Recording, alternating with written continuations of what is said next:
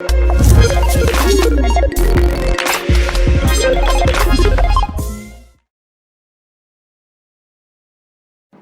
morning. My name is Abhay of SY Civil, Trinity College of Engineering. Here I am going to take the topic about the classification of aggregates. First of all, as you all know, the classification of aggregates will depend on source of aggregate, size of aggregate, specific gravity of aggregate and shape of aggregate. First of all, I will explain about source of aggregate. In source of aggregate, there are two types of sources: natural source of aggregate and manufactured source of aggregate. Natural source of aggregate. In natural source of aggregate, the aggregates can be directly taken from the natural deposits, and these aggregates, there will be no change in the nature of these aggregates, and we can directly take these aggregates for our use.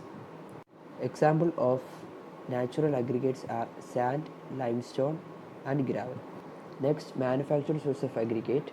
Man-made aggregates are also known as manufactured source of aggregate. These aggregates can be taken as a byproduct from any industrial products. Blast furnace slag, air-cooled slag, etc. are some of the examples of manufactured source of aggregates. Next is based on size of aggregate. Based on size of aggregates, aggregates can be classified into two types: fine aggregate and coarse aggregate. In fine aggregate, the size of aggregate will be less than 4.75 mm. In fine aggregate, we can use usually 35 to 45% by mass or volume of total aggregates.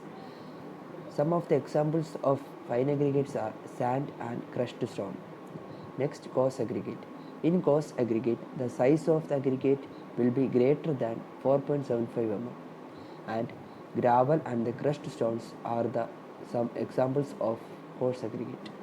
Next is classification based on specific gravity of aggregates. There are three types of specific gravity of aggregates: normal weight aggregate, lightweight aggregate and heavyweight aggregate. First, normal weight aggregate. Normal weight aggregate is most common aggregate. This aggregate produces normal weight between 2200 to 2400 kg per meter cube. Sand, gravel, crushed stone are some of the examples of normal weight aggregate. Next is lightweight aggregate. As you all know, lightweight aggregate is light in weight.